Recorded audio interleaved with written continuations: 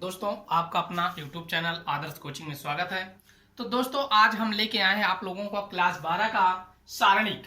Class 12 में सारणिक अभी चल रहा है दोस्तों। इसके बाद एक टॉपिक और बचेगा, उसको हम खत्म करके फिर चलेंगे अव्यव में।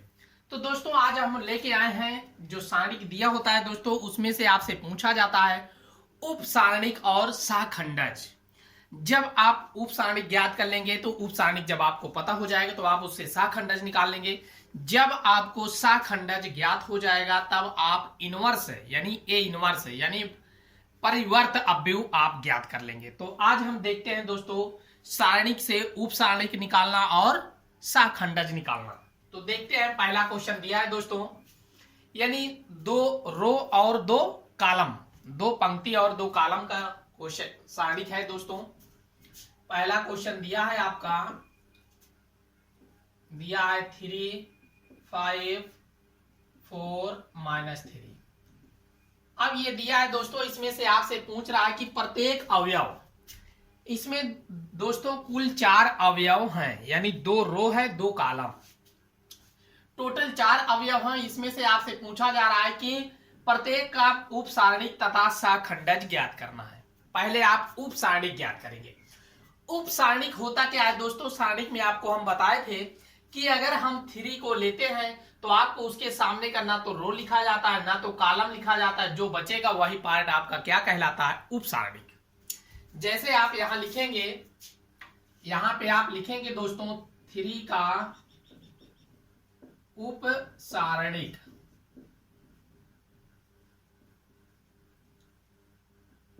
ये 3 कहां ने लिखा उप सारणिक दोस्तों? तो आपको पता है ना तो ये रो लिखा जाएगा ना ये कॉलम लिखा जाएगा। तो कितना है? -3। ये आपका -3, यानी 3 का उप सारणिक आपको कितना प्राप्त हुआ? -3। अब यहां हम जब 4 का लिखेंगे दोस्तों, आप यहां लिखेंगे 4 का उप सारणिक। तो बहुत ही आसान है दोस्तों, ध्यान से आपको देखना है। ये 4 है तो 4 के सामने का ना रो लिखा जाएगा ना कॉलम। ये 5 बचा तो ये 5 आपका क्या हो गया? उप सारणिक। इसी प्रकार से आप 5 का लिखेंगे दोस्तों, तो 5 का आप लिखेंगे जब उप सारणिक,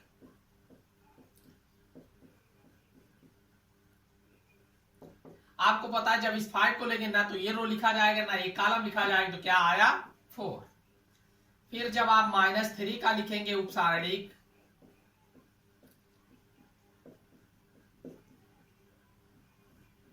अब आपको पता है ना ये लिखा जाएगा ना ये लिखा जाएगा। क्या आया? 3। यहां 4 अवयव थे, चारों का हमने क्या निकाल दिया दोस्तों? उप सारणिक। ये आपको समझ में आया होगा। अब यही उप सारणिक से हम क्या निकालेंगे? सहखंडज। आप यहां जब लिखेंगे सहखंड, यहां आप लिखेंगे 3 का सहखंड, 3 का सहखंड लिखेंगे दोस्तों। तो आपको इतना ध्यान रखना है कि -1 के घात में लिखेंगे, यानी आप 3 को ले रहे हैं तो आपको पता है पहला रो पहला कॉलम, पहला रो पहला कॉलम, ये घात में लिखेंगे 1 + 1।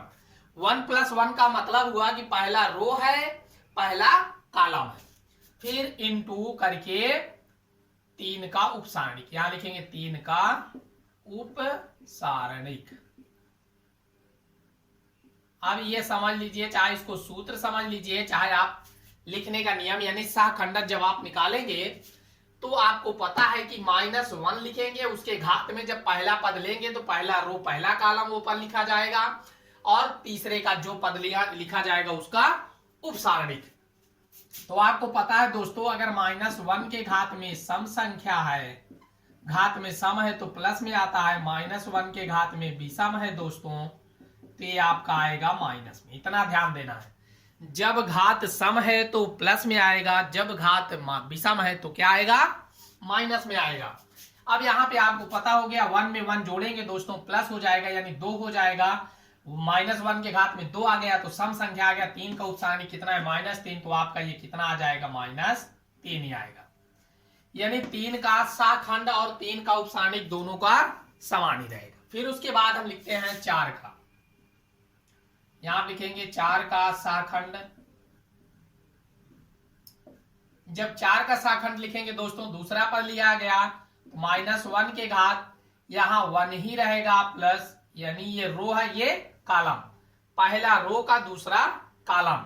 और फिर 4 का उपसारणिक कितना है दोस्तों 5 ही है, तो यहाँ 5 लिखेंगे। आपको पता है 2 घात में 1 जुड़ गया 3 हो गया, 3 विषम आ गया तो माइनस में आएगा, 5 प्लस में है तो कितने में आ जाएगा माइनस।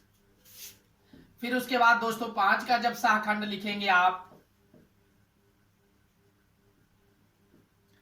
अब आप यहाँ -1 के घात में कितना लिखेंगे 5 का सहखंड दूसरा, आपको पता है दूसरा रो पहला कॉलम, दूसरा रो पहला कॉलम इनटू पांचवे का सहखंड कितना, यानी उपसारणी कितना है 4 है तो 4 ही रहेगा, आपको पता हो गया। घात 2 में 1 जुड़ गया 3, घात जब विषम हुआ तो किस में आएगा माइनस में आएगा दोस्तों, माइनस से 4 में गुणा कर देंगे -4 आ गया। फिर उसके बाद -3 का जब लिखेंगे दोस्तों, -3 का सहखंड आपको पता है, फिर -1 के घात में 2 दूसरा रो दूसरा कॉलम, ये पता है आपको, दूसरा रो दूसरा कॉलम इनटू तीसरे का 3 है तो 3 आप रखेंगे, 2 घात 4 हुआ है, 4 सम है तो किस में आएगा प्लस में आएगा दोस्तों, प्लस से प्लस में गुणा करेंगे तो 3 है। ये आपको बहुत ही आसानी से समझ में, ये घात वाला समझ लेना है बस आपको। पहला रो पहला कॉलम, पहला रो दूसरा कॉलम, पहला रो यानी अब दूसरा रो पहला कॉलम, दूसरा रो दूसरा कॉलम। ये आपको समझ में आया होगा दोस्तों। अगर समझ में आ रहा है दोस्तों तो लाइक जरूर करें, अपने दोस्तों के पास शेयर जरूर करें दोस्तों, और उनसे बोलें वो सब्सक्राइब जरूर करें। जैसे सब्सक्राइब कर लेंगे, जैसे भी आपका आदर्श कोचिंग चैनल पे कोई भी डिस्क्रिप्शन भेजा जाएगा आप तक आसानी से पहुंच जाए। फिर चलते हैं अगले क्वेश्चन की ओर दोस्तों। अगला क्वेश्चन भी बहुत आसान है दोस्तों, इसमें 2 रो और 2 कॉलम का था, इसमें 3 रो 3 कॉलम का है, तो इसमें प्रत्येक पद का निकालना है दोस्तों, बहुत आसानी से आप कर लेंगे। जब भी पढ़ने बैठे दोस्तों तो रफ और पेन जरूर लेके बैठे।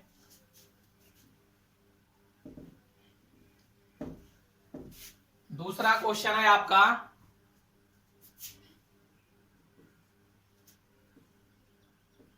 530041 ये दिया है दोस्तों। इसमें आपसे कह रहा है कि सभी अवयव के मतलब आपको पता हुआ 3 3 6 3 9 कुल अवयव हैं। इसमें जितने पद दिए हैं सभी का सहखंड और उपसारणिक ज्ञात करना है। पहले हम दोस्तों उपसारणिक ज्ञात कर लेते हैं। आपको पता है कि जब 5 का हम लिखेंगे 5 का उपसारणिक,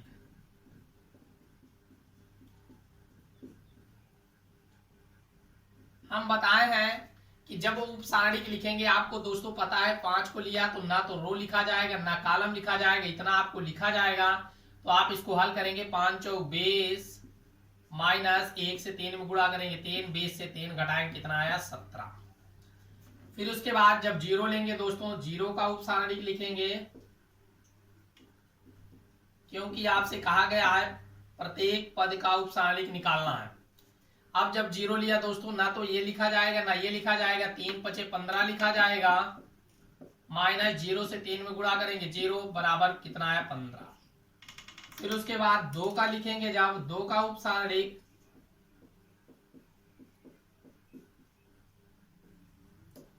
जब इसको लिया दोस्तों ना ये लिखा जाएगा ना ये लिखा जाएगा, तो 3 का नाम 3 माइनस 0 से 4 में गुणा करेंगे 0 बराबर 3। ये तीनों का तो हम निकाल चुके हैं, अब इसका निकालना है दोस्तों। अब उसके बाद 3 का जब उपसारणिक लिखेंगे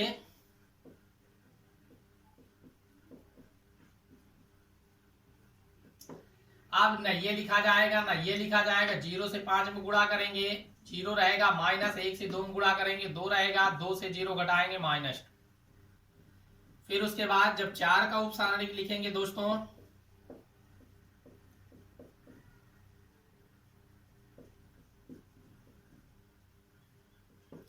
जब 4 को लिया ना तो ये रो ना ये कॉलम, 5 से 5 में गुणा करेंगे 25 माइनस 0 से 2 गुणा कर देंगे 0 बराबर 25। फिर उसके बाद 4 के बाद 3 का उपसारणिक जब लिखेंगे दोस्तों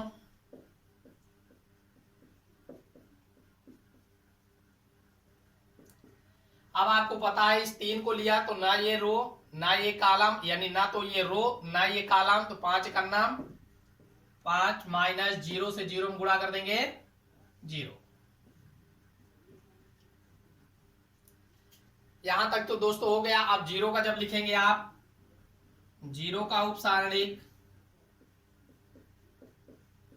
बहुत ही आसान है दोस्तों, बस ध्यान से आपको समझना है। बस ना तो ये रो लिखा गया ना ये कॉलम, 0 से 3 में गुणा करेंगे 0 ही रहेगा, माइनस 4 से 2 में गुणा कर देंगे 8, 8 से 0 घटाएंगे माइनस 8 ही रहेगा।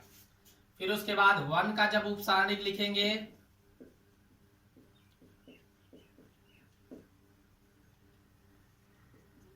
जब 1 लिया ना तो ये कॉलम ना ये रो, तो 5 तैया 15 माइनस 3 दूना 6, 15 में से 6 घटाएंगे 9। फिर उसके बाद 5 का उपसारणिक जब लिखेंगे दोस्तों, बहुत ही आसान है दोस्तों, ध्यान से आपको समझना है। बस जब इस 5 को लिया ना तो ये कॉलम ना ये रो, 5 चौक 20 माइनस 3 0 0, 20 में से 0 घटाएंगे 20। हमें विश्वास है दोस्तों उपसारणिक बहुत ही अच्छे से आपको समझ में आया होगा। अब जब आपको उपसारणिक आ गया दोस्तों तो आप सहखंड बहुत आसानी से निकाल लेंगे। अब आप निकालेंगे सहखंड। आप यहां बारी बारी से लिखना है, उसी प्रकार से यहां लिखेंगे 5 का सहखंड। 5 का दोस्तों सहखंड निकालेंगे आप, तो आपको हम बताए हैं पहला रो पहला कॉलम, तो -1 के घात में 1 + 1 लिखेंगे। ये आपको ध्यान से समझना है कि 1 + 1 कहां से आया, पहला पद है, रो का पहला कॉलम का पहला, तो 1 + 1 इनटू 5 का उपसारणिक, 5 का उपसारणिक।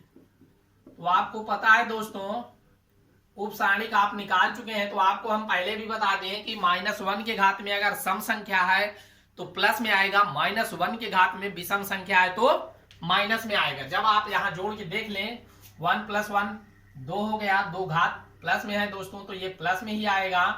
5 का उपसारणिक यहां से आप निकाल चुके हैं, कितना आया है 17, तो आपका 17 सहखंड हो गया। फिर उसके बाद 0 का दोस्तों लिखेंगे 0 का सहखंड। जब 0 का सहखंड लिखेंगे -1 के घात में दोस्तों 1 + 2 कर देगा इस बार, और 0 का उपसारणिक कितना है 15 है दोस्तों, तो आप 15 रखेंगे। अब यहां पे ध्यान से समझना है, 2 में 1 जोड़ेंगे दोस्तों 3 हो जाएगा, 3 जब विषम संख्या है तो माइनस में आएगा, तो ये -15 कर देगा।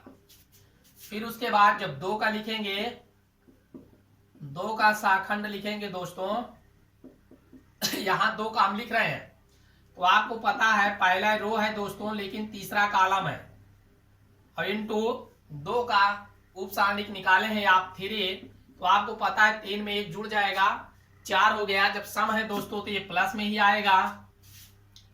फिर उसके बाद तीसरा जब लिखेंगे 3 का सहखंड, जब 3 का सहखंड लिखेंगे दोस्तों आप यहां पे देख लीजिए दूसरा रो ये रो होता है और ये पहला कॉलम है, और इनटू 3 का उपसारणिक निकाल चुके हैं -2। अब आपको दोस्तों ध्यान से देखना है, 2 में 1 जोड़ेंगे 3, घात जब विषम हुआ तो माइनस में होगा, ये माइनस क्या कर देगा प्लस। फिर उसके बाद 3 के बाद दोस्तों आप 4 का लिखेंगे सहखंड।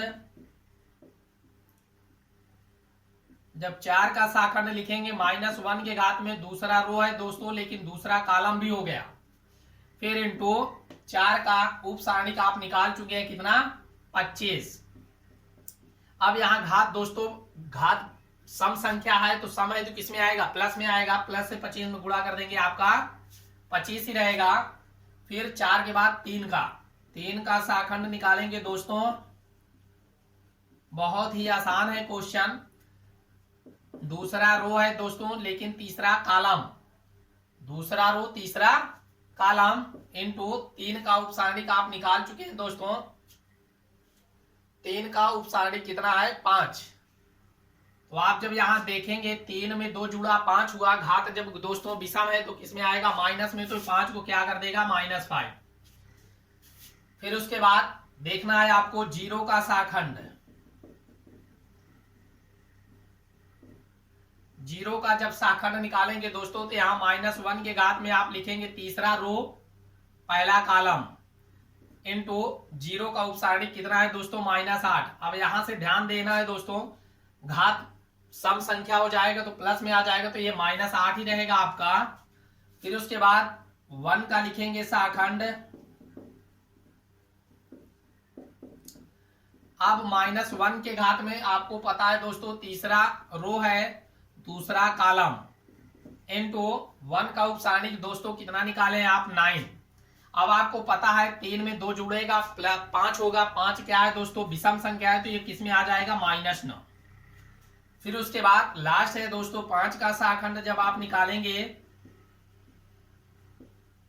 5 का शाखंड निकालेंगे दोस्तों तो आपको पता है तीसरा रो है तीसरा कॉलम है इनटू 5 का दोस्तों कितना आप निकाल चुके हैं 20। तो आपको यहाँ घात पता है दोस्तों 3 3 6 प्लस में है, जब घात सम संख्या है तो प्लस में आएगा तो ये आपका प्लस ही रहेगा। बहुत ही अच्छे ढंग से दोस्तों, बहुत ही विस्तार से, बहुत ही आराम से बताएं दोस्तों, आपको समझ में आना चाहिए। आपको उम्मीद भी है हमें कि आपको समझ में आया होगा। फिर चलते हैं अगले क्वेश्चन की ओर। अब इस तरह क्वेश्चन आ जाए किसी भी पद का, चाहे उपसारणिक पूछ ले चाहे शाखंड पूछ ले, आप आसानी से निकाल सकते हैं। फिर चलते हैं अगले क्वेश्चन की ओर। बहुत ही आसान है दोस्तों सारणिक और उपसारणिक।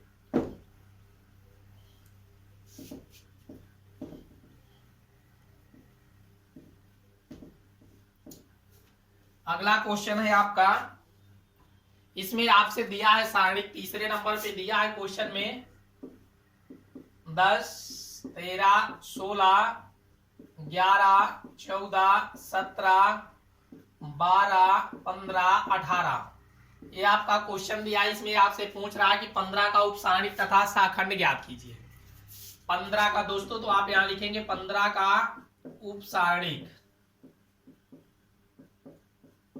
पहले दोस्तों 15 का उपसारणिक हम ज्ञात कर लेते हैं। ये 15 है आपका। 15 आपको बताए थे हम दोस्तों कि 15 आप जब लेंगे तो ना तो कॉलम लिखा जाएगा ना रो लिखा जाएगा, तो कितना बचा, यहाँ 10 बचा, यहाँ 16 बचा, यहाँ 11 बचा, यहाँ 17। ये आपको आसानी से समझ में आना चाहिए कि 15 को हमने लिया, ना तो ये कॉलम लिखा जाएगा ना तो ये रो लिखा जाएगा। 10 16 11 17। अब आपको यहाँ त्रिया गुणा करना है दोस्तों। 10 से 17 में गुणा करेंगे, 17 दाम 170, 16 से 11 में गुणा करेंगे दोस्तों तो कितना आएगा, 16 के अंदर 16, 16 के अंदर 16 17 176, घटाएंगे दोस्तों तो -6 आया। ये आपको 15 का तो उपसारणिक मिल गया। अब आपसे पूछ रहा है शाखंड, तो आप यहां लिखेंगे 15 का शाखंड। 15 का जब दोस्तों आप शाखंड लिखेंगे तो आप 15 देखेंगे -1 के घात में लिखेंगे, दूसरा रो है दोस्तों और तीसरा कॉलम है। दूसरा रो है तीसरा कॉलम है दोस्तों, तो 2 + 3 इंटू 15 का उपसारणिक -6।